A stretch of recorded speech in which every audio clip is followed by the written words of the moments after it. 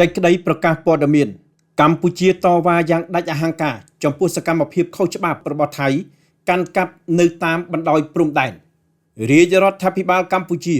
សូមធ្វើការតវ៉ាជំទាស់ជាផ្លូវការប្រឆាំងនឹងប្រទេសថៃចំពោះសកម្មភាពខុសច្បាប់និងកើតឡើងដដែលរបស់កងកម្លាំងប្រដាប់អាវុធថៃនៅតំបន់ដែលកាន់កាប់ដោយខុសច្បាប់ក្នុងឃុំស្រអែមស្រុកជាំខ្សានខេត្តព្រះវិហារ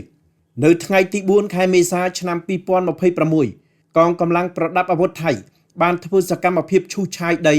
ក្បែរតំបន់ប្រាសាទព្រះវិហារភាគខាងជើងនៃវត្តកៅសខាគិរីស្វារៈកងទ័ពថៃក៏បានរាយលួសបន្លាប្រវែងប្រមាណ100ម៉ែត្រនិងដាក់ពង្រាយរថពាដែកនៅតំបន់បូស្បូវជាំតែផងដែរសកម្មភាពទាំងនេះមិនមែនជាការការពារខ្លួនទេហើយក៏មិនស្របតាមសេចក្តីប្រកាសរួមនៃកិច្ចប្រជុំពិសេសលើកទី3របស់គណៈកម្មការព្រំដែនទូទៅ GBC នាថ្ងៃទី27ខែធ្នូឆ្នាំ2025នោះដែររាជរដ្ឋាភិបាលកម្ពុជាសូមបដិសេធយ៉ាងដាច់អហង្ការចំពោះការប៉ុនប៉ងណាមួយក្នុងការធ្វើឲ្យខូចស្ថានភាពដោយបង្កើតការកាន់កាប់លើដីជាក់ស្ដែង fait accompli on the ground និងសូមតវ៉ាយ៉ាងខ្លាំងចំពោះសកម្មភាពទាំងឡាយដែលរំលោភអធិបតេយ្យនិងបូរណភាពទឹកដីរបស់កម្ពុជាក្រោមអនុសញ្ញាបារាំងសៀមឆ្នាំ1904និងសន្ធិសញ្ញាឆ្នាំ1907សកម្មភាពទាំងនោះក៏ផ្ទុយនឹងវិធានការបន្ថយភាពតានតឹងដែលមានចែងក្នុងសេចក្តីប្រកាសរួមរបស់គណៈកម្មការព្រំដែនទូទៅចុះថ្ងៃទី27ខែធ្នូឆ្នាំ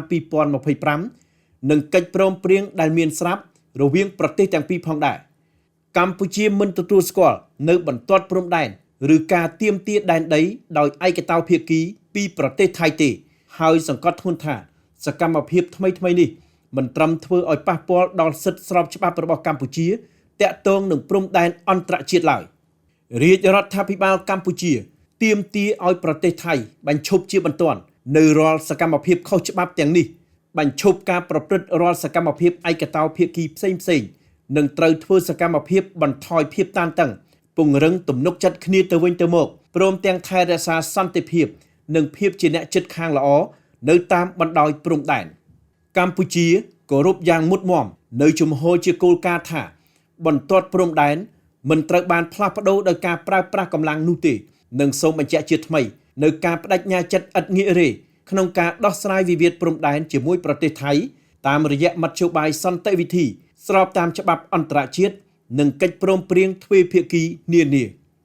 ថ្ងៃអាទិត្យ3រោចខែចែកឆ្នាំម្សាញ់សប្តាហ៍ស័កពុទ្ធសករាជ2569រាជធានីភ្នំពេញថ្ងៃទី5ខែមេសាឆ្នាំ2026